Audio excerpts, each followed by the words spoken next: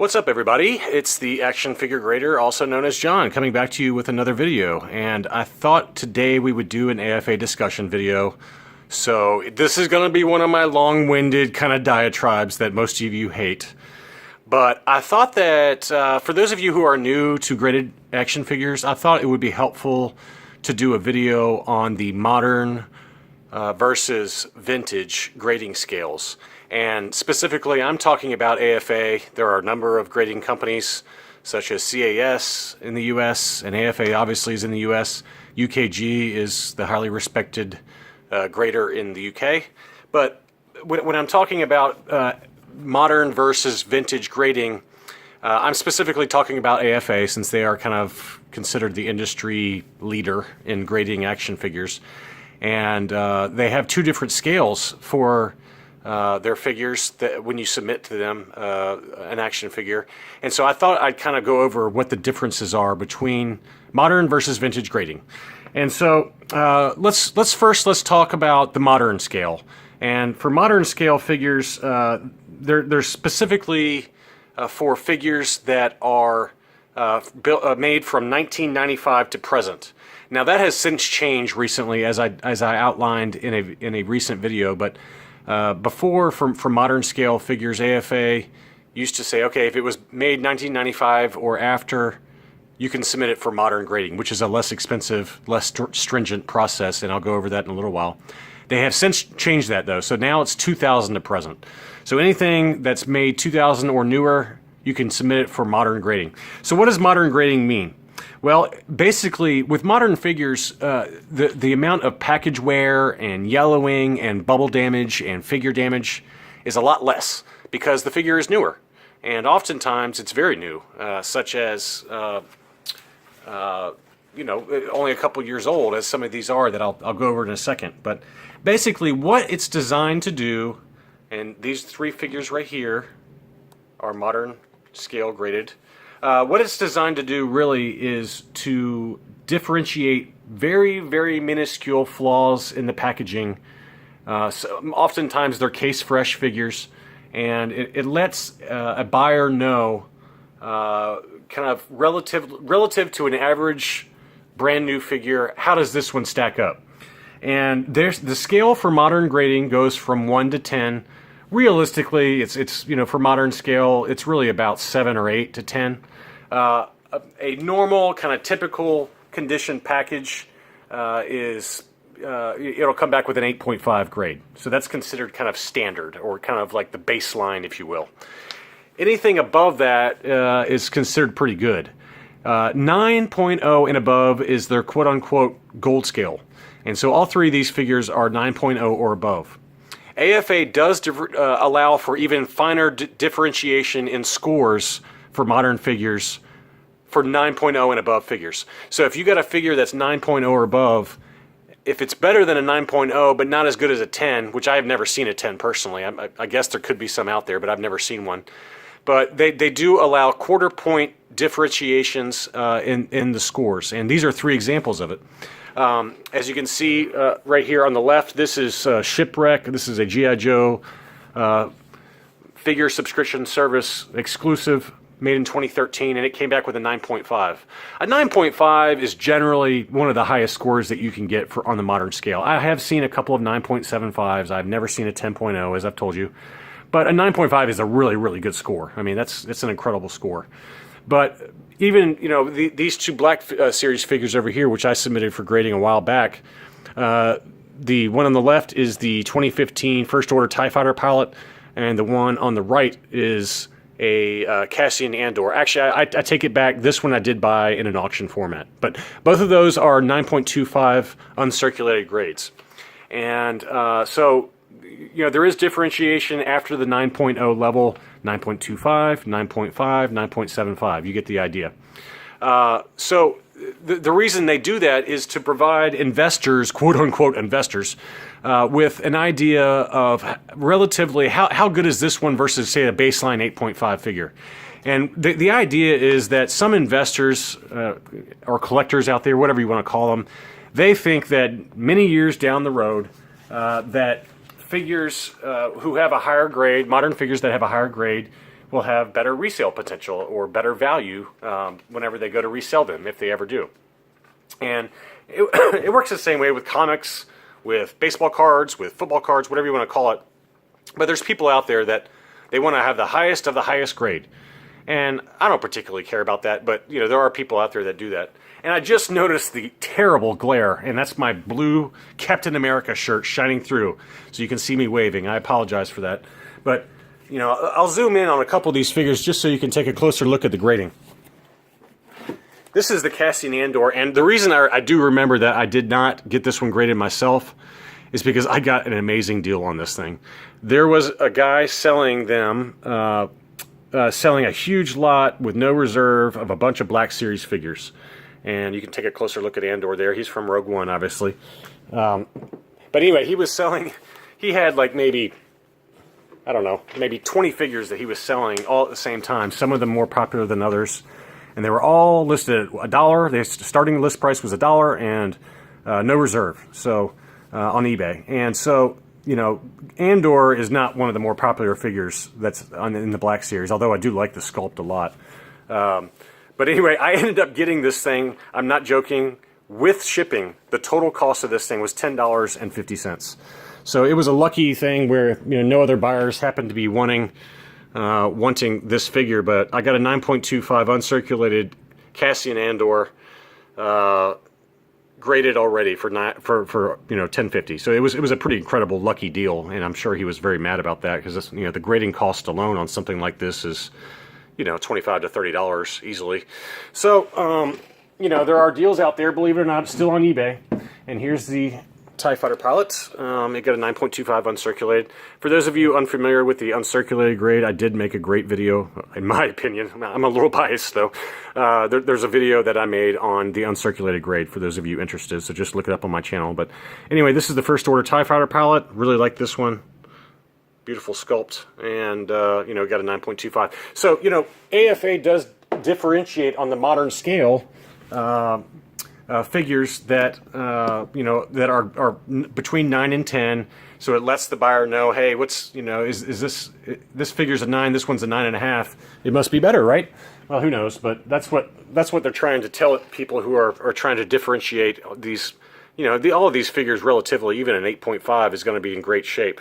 But it lets people know that the bubble, the figure, the card, everything is even better shape than the average one that's out of the fresh factory case. And so, with the idea being that, again, like I said, on the resale market, years down the line, people will think it's worth money. So AFA has a bronze, silver, and gold level on their modern scale. Gold is 9.0 and above. Silver is 7.0 to 8.5. Again, 8.5 is I would call that the baseline for a modern figure. And then bronze level is 7.0 and below. So that it just gives people an idea. Okay, if you got a figure that's an 8, it's probably a little below average versus the average new figure that's taken straight out of a case. An 8.5 would be average. Anything above an 8, 9 and above is considered above average. So in general, as an aside, I try to keep all of my modern stuff 9.0 and above. That doesn't always happen, but if it comes back at 8.5, so be it. It's average. So that gives you a rough idea of the modern scale. It's a lot less expensive than the vintage scale and the vintage grading process that I'll go over in a little while. For a figure such as this Shipwreck, this is a standard 3 3/4 inch figure. It's a standard case. They have since raised prices, but you're talking $25 or so to grade that. AFA did change prices. This used to be $20 for a standard normal size figure. These are considered standard oversized figures, so there was a $5 price increase to $25. And AFA has since changed all that, as I covered in my recent video. Now, all modern stuff, whether standard or oversized, is $25. So they have increased prices for the 3 3/4 scale. I might be telling you wrong. It might be a little more than that, but I'm pretty sure it's still $25 for the oversized figures. If I'm incorrect on that, I apologize, but I'm almost positive that's the case. They played, the reason I don't know that is because AFA changed prices 3 different times when their website went live about a week and a half ago. But I think they've since changed that all standard oversized figures, such as the Black Series figures, are all $25 plus shipping. So anyway, so now let's cover the vintage scale. And the vintage scale is a little bit more involved. For vintage figures, there's much wider variation in terms of condition. And the reason for that is because they're so old, just like me. Vintage figures, all of these range anywhere from, let's say, 1984 to 1988 for the repeater. This is 86. So, these are, gosh, I mean, these are 30 years old. It's just crazy to think about that. But so when you have a 30-year-old figure or more, 40-year-old figure for some of the Star Wars figures, there's a lot more variation in terms of the condition of the figure. You got sun damage over time. You got bubbles that come unglued from the card. Obviously, the condition of the card can change over time, and so it's a much more stringent process than the modern scale, and thus a lot more expensive. To get a standard 3 3/4 inch figure graded, you're looking at about $35 or so. If you wanted the upgraded case, that's another archival case, such as this blowtorch has. The archival cases, which are 100% UV protected, those cost an extra $15. So you could spend up to $50 to $55, including shipping, for some of these vintage figures, which is not a cheap grading process. But anyway, the vintage scale is much different. It doesn't go from 1 to 10. It goes from 1 to 100, or excuse me, 10 to 100. They still have gold, silver, and bronze levels, just like the modern scale. But for for gold level vintage grading, or the vintage figures, 85 plus to 100 is the scale. 100 being gem mint. I've never seen a 100 graded vintage figure. I guess they're out there, but I've never seen them. 100 is considered gem mint. 90 to 95 plus, 95 to 95 plus is mint. 90 to 95 plus is near mint plus to mint, and then 85 to 85 plus is considered near mint plus. So really, as you can see here, this is an 85 graded 1986 Hawk Series 5 34 back. That came back with an 85. That's considered silver level because it's not 85 plus. 85 plus is the cutoff for gold level figures. And the silver level figures, such as this Hawk and this repeater, are both silver level. That would be 75 to 85. So, excuse me, 70 to 85 is considered the silver level for the vintage figures. 85 plus and above is gold. 70 to 85 is silver. So a 75 to 85, you're still in really good condition for a vintage figure. I mean, you're basically anywhere from excellent to near mint. Or near mint plus even for 85s. So you're still a very, very highly regarded figure. If you had to twist most experienced graded figure collectors' arms, they would say 80 is kind of the cutoff for them, because it's that still has the near mint designation. After that, it gets a little bit lower. But 60 to 70 is kind of considered excellent. 75 to 75 plus is excellent plus to / near mint, and then 80 to 85 plus is near mint. So. I would say, me personally, I would love to have all my figures 80 plus that are vintage, or 80 to 85, 80 to 85, but it's just very difficult to do, just given their age and how expensive it is to collect some of these figures. But that grading process is much more strict. They, when you submit, and all of this information is from the AFA website, by the way. I'm not some genius. I know you guys know that already, believe me. But all this information, excuse me, can be found on the AFA website. But how does the vintage grading process differ than the modern process? Well, when you submit a vintage figure, it is first reviewed by a quote-unquote junior grader. So this is someone who might be a little bit less experienced, but he takes a kind of a first overview, cursory overview. He notes any obvious flaws, such as with this blowtorch, you can see where the whoever owned this beforehand peeled the sticker off and caused card damage. That's an obvious flaw. But other dings or peeling of the bubble or obvious factory defects in the figure. All of those are noted by the quote-unquote junior grader.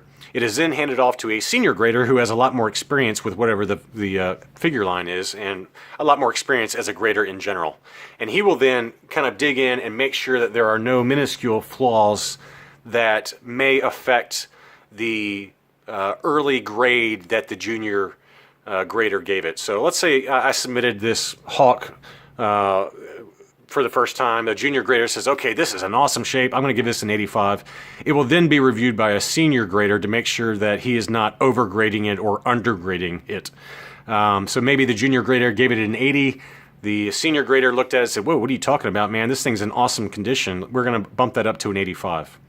And there are 3 quote-unquote subgrades for vintage figures: the card, the blister, and the figure. If it's not on a blister and if it's on like in a packaged window, such as the Black Series figures, instead of a bubble or a blister, you'll have a W for the window.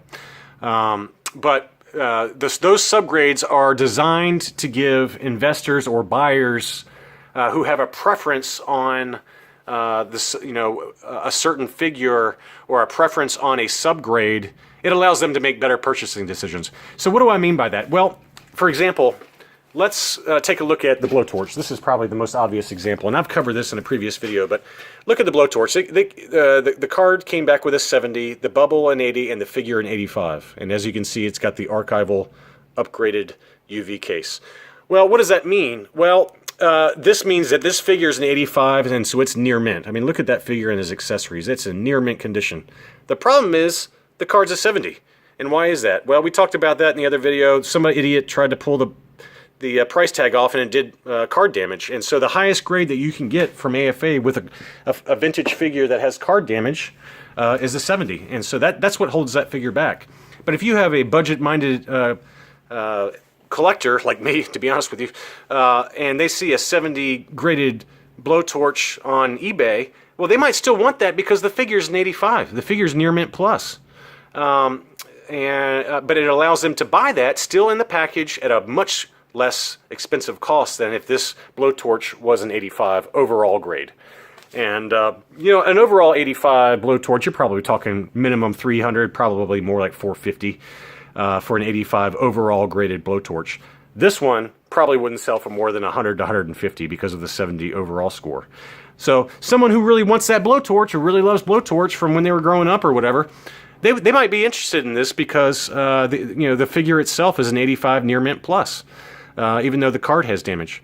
So it just gives these subgrades just allow people who are really conscious about either the figure condition or the card condition or the blister bubble condition to make their informed decisions. And I covered this in another video. I personally would never buy an 85 graded figure, no matter what the figure line is, because without the figure score being at least an 85. And the reason for that is that any overall 80 or 85 graded figure, you're going to pay a lot of money for it for a vintage figure. And so if I'm going to be paying that kind of money, I want the figure itself to be at least near mint plus to pay for that. And as you can see for both of these, maybe you can't, but the repeater, although it received only an overall score of 80 because of the card, the blister is an 85 and the figure is a 90. So this is even better than usual.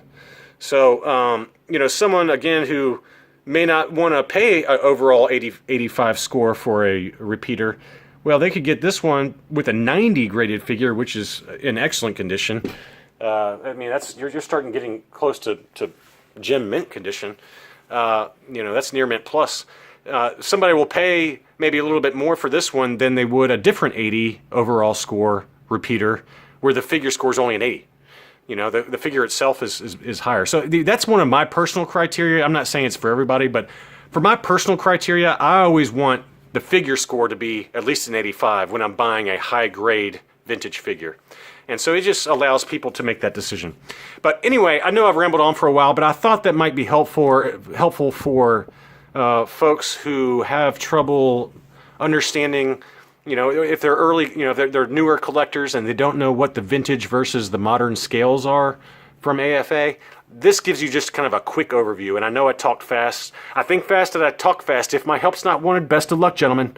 But I just tried to help, and gentle ladies. There's ladies out there too that collect this stuff. But I thought that it would just be helpful to have kind of an overview of that and how I look at the grading and how I look at my purchase decisions. So, wow, I just talked way too long, but hopefully it's helpful.